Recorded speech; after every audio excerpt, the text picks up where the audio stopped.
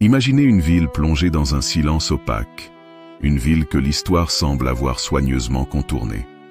Et pourtant, entre 1899 et 1908, dans les ruelles brumeuses de Bois-le-Duc, cette paisible cité néerlandaise à l'apparence anodine, s'est déroulé l'un des mystères les plus troublants et les plus étouffés d'Europe. Une suite d'événements si étranges, si inexplicables, que même les archives officielles semblent en avoir perdu la mémoire.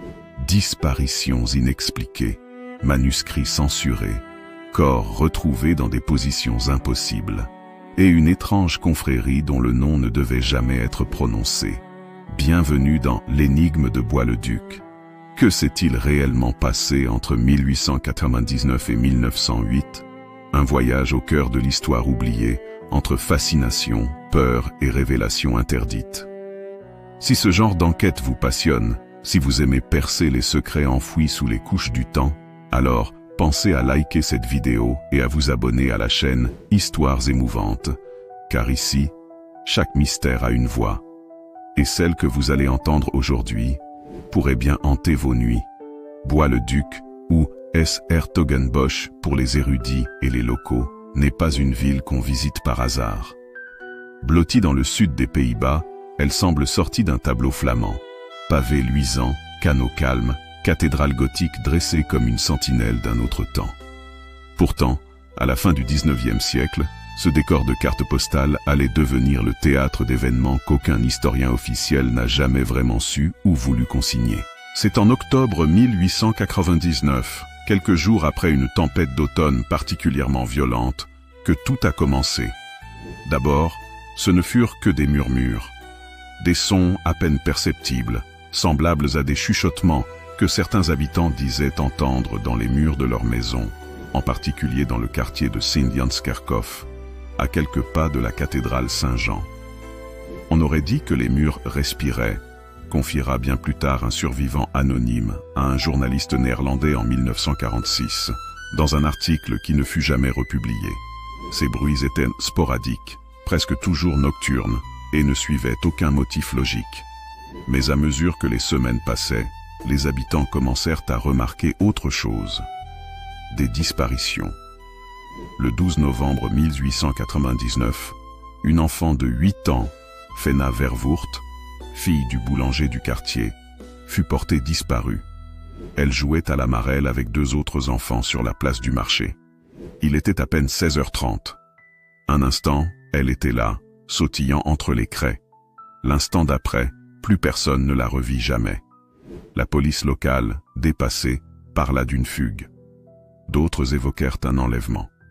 Mais un détail glaça le sang des proches. Les 2 enfants qui accompagnaient Fenna affirmèrent avoir vu une ombre s'approcher d'elle, comme si la lumière avait soudain été aspirée à cet endroit. Le plus troublant, c'est qu'aucun adulte ne vit quoi que ce soit. Et la nuit qui suivit sa disparition, plusieurs voisins rapportèrent avoir entendu une voix enfantine chanter derrière les murs de leur maison. « Maman, c'est moi. Je suis ici, mais je ne trouve pas la porte. » Cette phrase revint dans plusieurs témoignages dans des maisons différentes, dans des quartiers différents.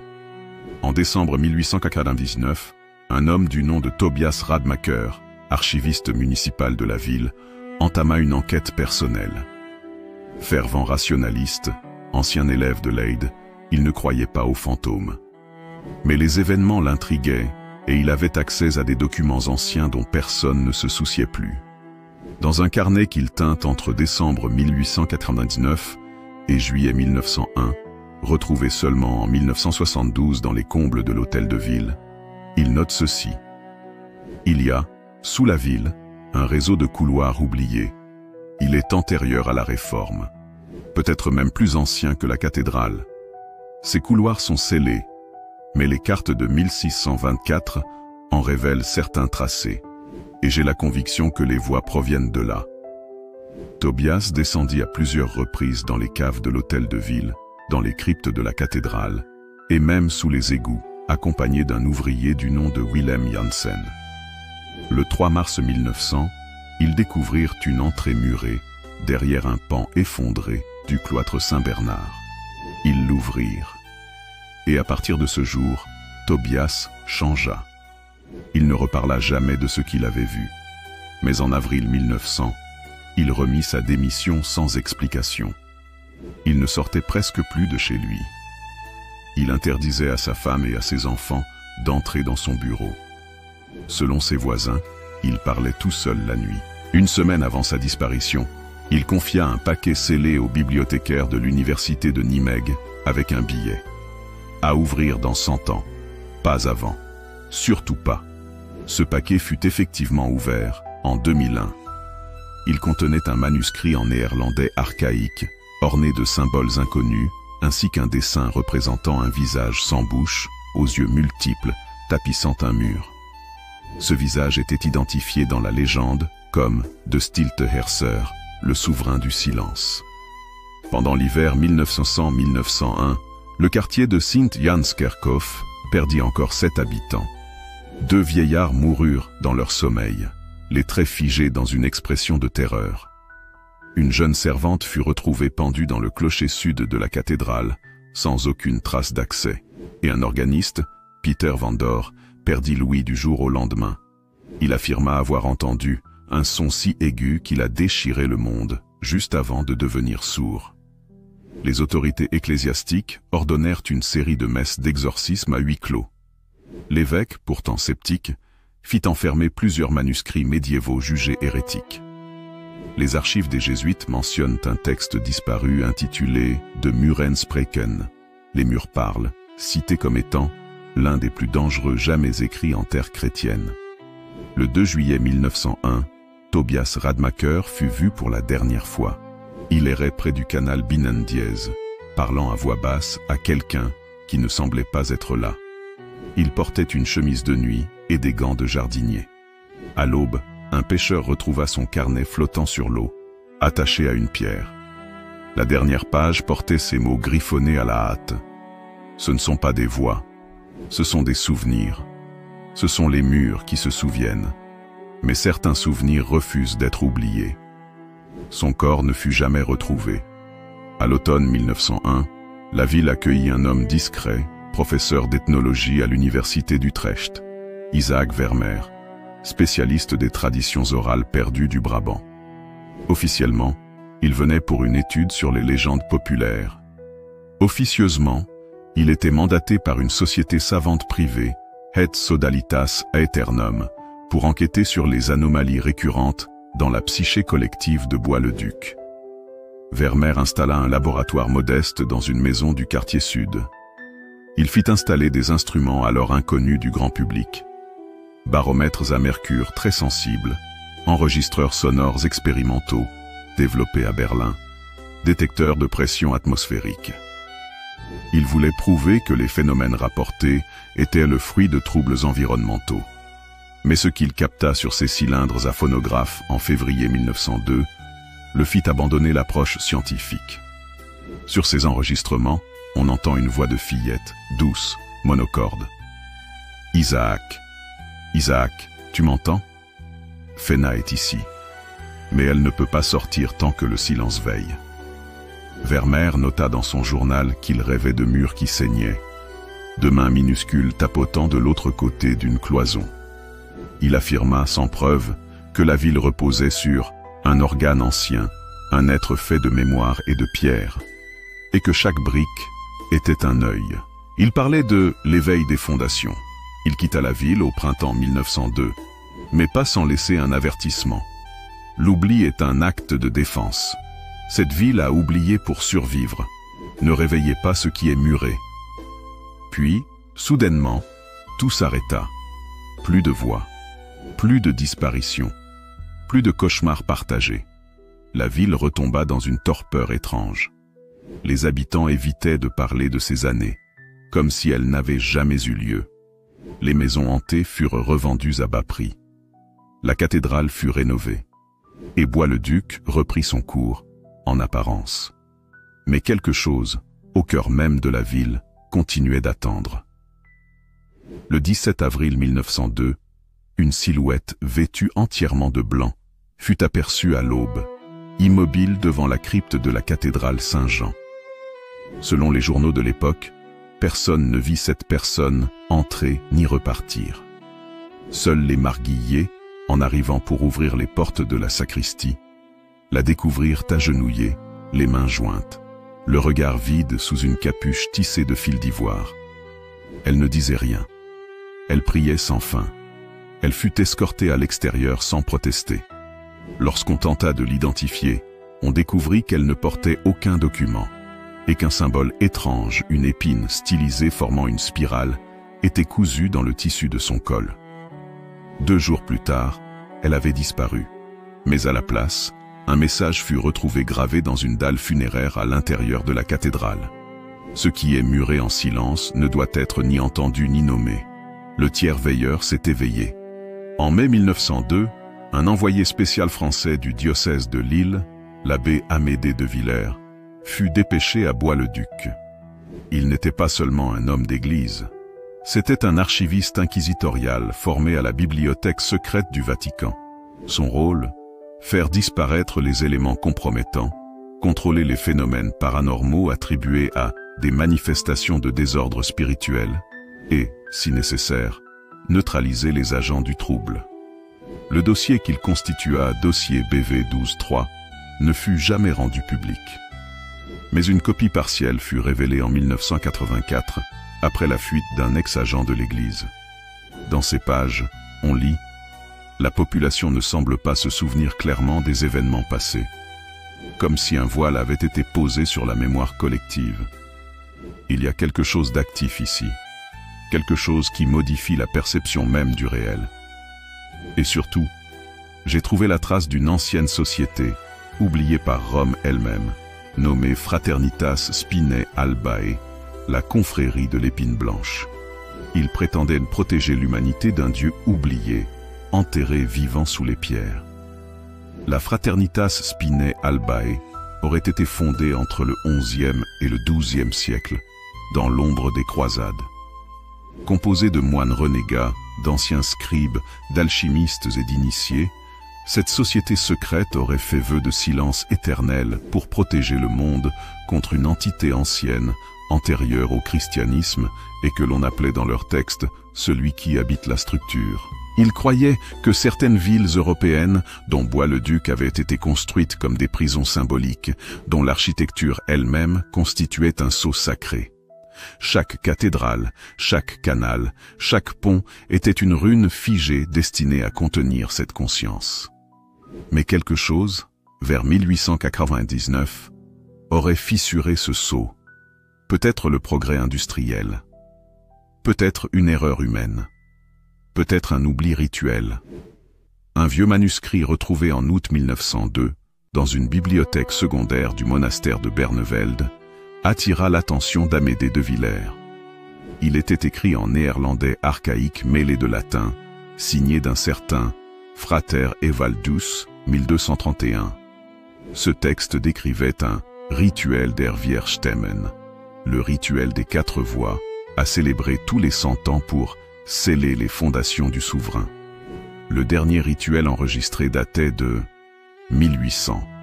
Or, en 1900, aucun rituel n'avait été accompli. Les dernières lignées de la confrérie avaient disparu ou s'étaient diluées dans le clergé classique. Personne ne se souvenait. Et ce fut l'oubli, non pas par négligence, mais par design, car ce que l'on oublie se défend. Un autre élément troublant émergea au cours des recherches d'Amédée. La présence d'un groupe marginal et marginalisé dans les bas quartiers, connu sous le nom des Veilleurs du Sud, Zuidelijkwachter. Ces derniers, en marge de l'Église et des structures officielles, affirmèrent depuis des générations qu'ils étaient les gardiens d'un chant muet qu'ils devaient maintenir chaque nuit en chantant dans leur tête. Ils prétendaient que si ce chant s'arrêtait, ils se réveilleraient. L'un d'eux, interrogé par De Villers en septembre 1902, fut retrouvé le lendemain, la langue arrachée et les tympans percés de l'intérieur. Un mot avait été gravé dans sa paume, Luisteren. Écoute. Dans une crypte oubliée sous le couvent des sœurs Clarisse, Amédée découvrit en novembre 1902 ce qu'il appela la chambre de l'épine. Une salle ronde, murée depuis au moins 2 siècles, recouverte de fresques étranges, des silhouettes humaines, aux bras ouverts, fusionnaient avec des murs. Des visages répétés en motifs symétriques formaient un mandala central, au cœur duquel une figure immense sans bouche, aux yeux multiples, trônait en silence. Sous le symbole central, une inscription. Le silence est la clé. Le corps est le mur. L'oubli est la porte. Dans cette pièce, l'abbé trouva également un objet enfermé dans une niche. Une couronne d'épines en pierre, froide au toucher, mais qui semblait pulser au rythme d'un cœur. Le 21 décembre 1902, au solstice, Amédée de Villers tenta de reconstituer le rituel des 4 voix avec l'aide de 3 prêtres volontaires. Chacun d'eux devait réciter une prière spécifique, à des heures précises, depuis des points stratégiques de la ville. Le clocher sud de la cathédrale, la crypte de la chambre de l'Épine, la rive et du canal Binondiez, le cloître du monastère Saint-Bernard. Mais au moment crucial, à 03h03 du matin, le prêtre posté à la crypte fut saisi d'un accès de folie. Il s'arracha les yeux, hurlant « Il me regarde de l'intérieur !» Le rituel échoua. Et cette nuit-là, les voix revinrent. Mais cette fois, ce n'était plus des chuchotements, c'étaient des cris.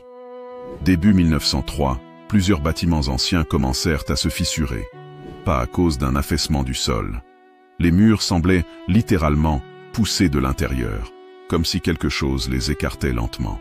Certains habitants jurèrent avoir vu des visages en creux apparaître sur les cloisons de leur cave. La mairie fit évacuer plusieurs rues.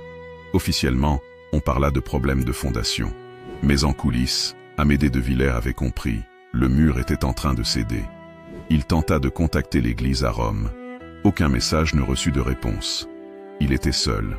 En mai 1903, les derniers membres connus de la confrérie de l'Épine Blanche furent retrouvés morts dans leur retraite, à quelques kilomètres de la ville. Leur corps formait un cercle parfait. Aucun signe de lutte. Aucune blessure visible. Tous les yeux ouverts, la bouche cousue avec des fils d'or. On trouva, au centre du cercle, une plaque d'ardoise gravée. « Nous avons donné notre voix pour prolonger l'oubli, mais l'oubli n'est pas éternel. » Et puis, en janvier 1904, une fillette apparut dans les rues de Bois-le-Duc. Elle errait pieds nus, vêtue d'une robe d'un autre siècle, muette. Un médecin, intrigué, tenta de l'identifier. Son visage ressemblait trait pour trait à celui de Fena Vervoort, disparu en 1899. Elle ne parlait pas, ne mangeait pas, mais dessinait. Toujours le même motif, un mur, un œil, une bouche cousue. Et au bas de chaque dessin, un mot tracé maladroitement, Binnencourt. Bientôt. Au début de l'année 1905, Bois-le-Duc semblait sombrer dans une torpeur étrange. Les habitants, autrefois animés, devenaient apathiques, comme si une force invisible drainait leur vitalité. Les rues, autrefois bruyantes, étaient désormais silencieuses, et une atmosphère oppressante pesait sur la ville. Les autorités locales étaient déconcertées. Aucun événement majeur ne semblait expliquer ce changement. Les journaux locaux rapportaient des cas de somnambulisme collectif, où des groupes entiers de personnes étaient retrouvés errant sans but, les yeux vides. Les médecins parlaient d'une épidémie de mélancolie, mais aucun traitement ne semblait efficace. En mars 1905, des ouvriers travaillant à la rénovation d'une vieille maison découvrirent un passage secret menant à une crypte oubliée. À l'intérieur, des fresques anciennes représentaient des figures humaines, fusionnant avec des structures architecturales, des visages sans bouche et des symboles inconnus. Parmi les artefacts retrouvés, un manuscrit en latin ancien évoquait le souverain endormi, une entité ancienne scellée sous la ville, et la nécessité de rituels réguliers pour maintenir son sommeil. Le dernier rituel enregistré datait de 1800, et aucun ne semblait avoir été accompli depuis. Une enquête approfondie révéla l'existence d'une société secrète, les Veilleurs, chargée de perpétuer ces rituels. Cependant, leurs descendants avaient perdu la mémoire de ces pratiques, et la tradition s'était éteinte. Certains membres, confrontés à des visions et des cauchemars récurrents, commencèrent à se souvenir fragmentairement des anciens rites. Des tentatives furent faites pour reconstituer les rituels, mais sans succès. Chaque essai se soldait par des échecs, des malaises, voire des décès mystérieux. La peur grandissait et la ville semblait au bord du désespoir. En décembre 1905, des phénomènes inexpliqués se multiplièrent, des tremblements de terre localisés, des apparitions de figures spectrales et des voix inaudibles murmurant dans les murs, les habitants fuyant la ville, laissant derrière eux des rues désertes et des bâtiments vides. Le 1er janvier 1906, à minuit, un grondement sourd émana des profondeurs de la terre. La cathédrale Saint-Jean trembla, et une lumière aveuglante s'échappa de ses fondations. Le souverain s'était éveillé. Face à l'imminence de la catastrophe, un groupe de survivants, guidés par les visions d'un ancien veilleur, entreprit un dernier rituel désespéré. Ils se réunirent dans la crypte, chantant des hymnes oubliés, et offrant leur vie pour sceller à nouveau l'entité. Le matin du 2 janvier, la ville était silencieuse. Les phénomènes avaient cessé, et les rares habitants restants reprenaient lentement une vie normale, sans souvenir des événements récents. La mémoire collective avait été effacée, et l'histoire de l'éveil du souverain sombrerait dans l'oubli, jusqu'à ce que quelqu'un ose la redécouvrir. Après les événements du 1er janvier 1906, Bois-le-Duc sombra dans une accalmie dérangeante. La ville n'était pas en ruine, mais elle était changée. Les couleurs paraissaient délavées, les sons amortis, comme si un voile invisible avait recouvert la réalité. Les rares témoins des mois précédents évitaient toute allusion au passé. Même ceux qui avaient fui la ville revenaient sans souvenir clair des raisons de leur départ.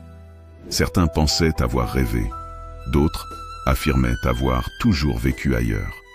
Mais sous cette normalité reconstituée, quelque chose continuait de vibrer, quelque chose d'enfoui. En février 1907, une boîte scellée fut retrouvée dans les fondations de la maison paroissiale, lors d'un chantier de consolidation. À l'intérieur, le journal personnel d'Amédée de Villers disparut sans laisser de traces l'année précédente. La dernière entrée, datée du 29 décembre 1906, disait « Le souverain n'a pas été repoussé. Il a été nourri. » Chaque oubli, chaque silence, chaque abandon de mémoire lui donne forme. Le mur n'est plus physique. Il est en nous. Nous ne sommes plus les gardiens. Nous sommes devenus le rempart. Et un rempart ne peut pas crier.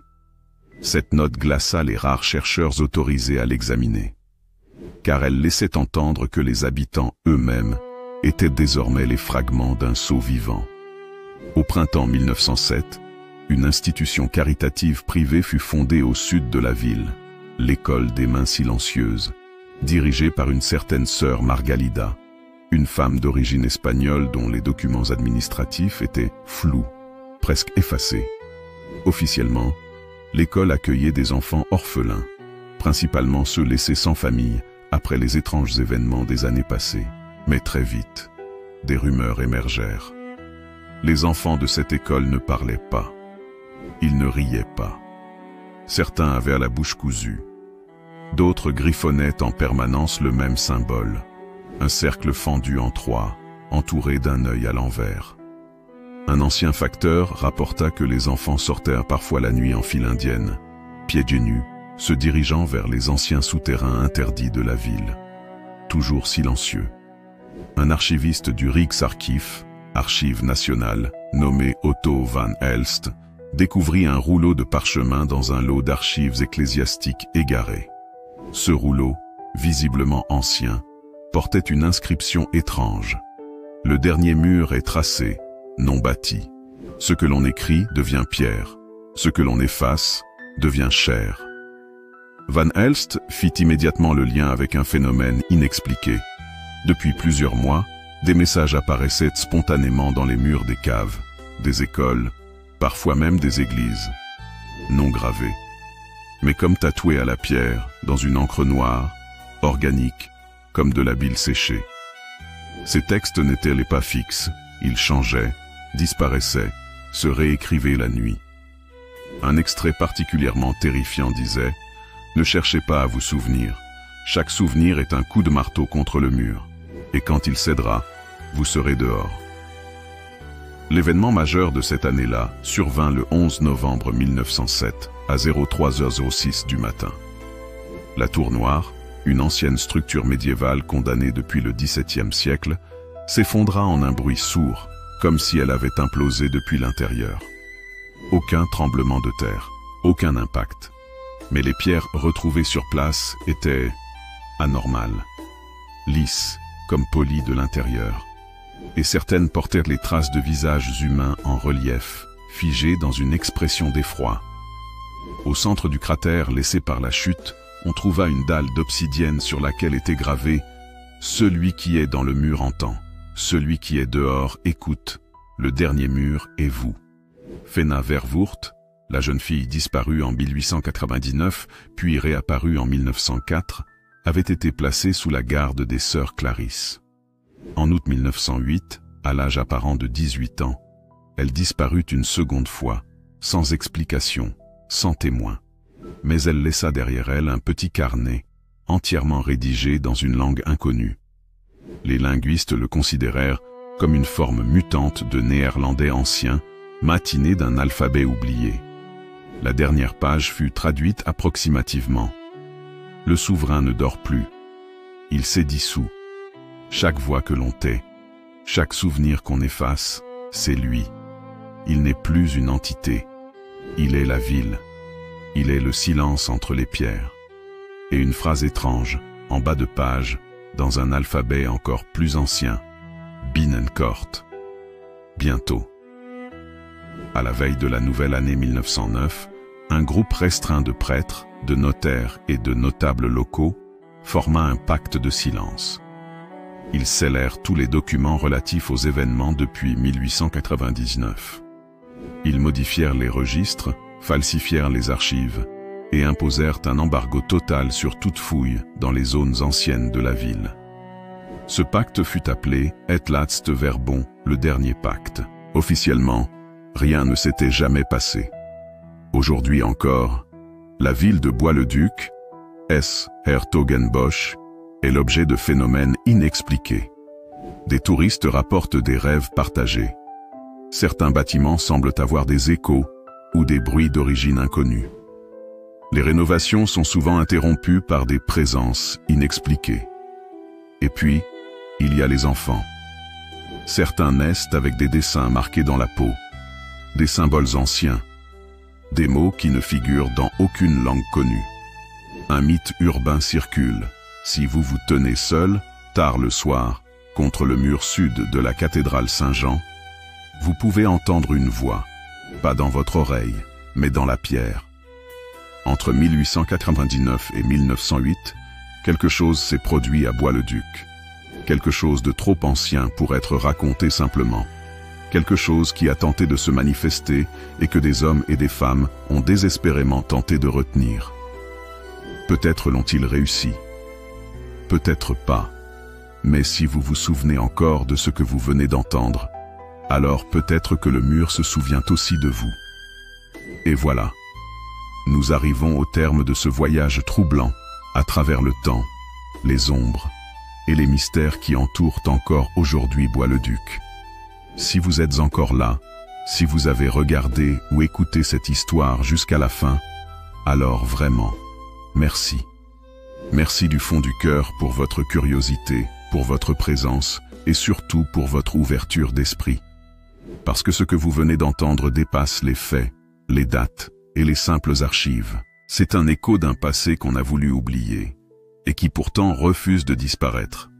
Vous avez suivi les traces d'Amédée de Villers, les pas effacés de Fena, les signes du souverain, et peut-être qu'une partie de vous se demande encore, et si tout cela était vrai, si cette histoire vous a ému, intrigué ou même dérangé, c'est qu'elle a touché quelque chose de vivant. À vous la parole. Maintenant, c'est à votre tour. Partagez en commentaire ce que vous en avez pensé. Qu'est-ce qui vous a marqué? Qu'est-ce qui vous a fait frissonner? Et surtout, est-ce que vous croyez que le mur existe encore aujourd'hui? Merci d'avoir pris ce temps avec moi. Merci de faire vivre cette chaîne, Histoires émouvantes, avec votre écoute, votre engagement, vos réactions. C'est grâce à vous que ces récits continuent d'exister, de vibrer, d'être transmis. N'oubliez pas, si ce n'est pas encore fait, abonnez-vous à la chaîne. Activez la cloche pour ne manquer aucune de nos prochaines explorations. Et likez la vidéo si elle vous a transporté dans un autre monde. Il y a tant d'autres histoires qui attendent d'être racontées. Et certaines, peut-être, attendent même que vous les découvriez. À très bientôt pour une nouvelle histoire émouvante. Et en attendant, faites attention à ce que vous oubliez, parce que parfois, l'oubli est le plus grand piège.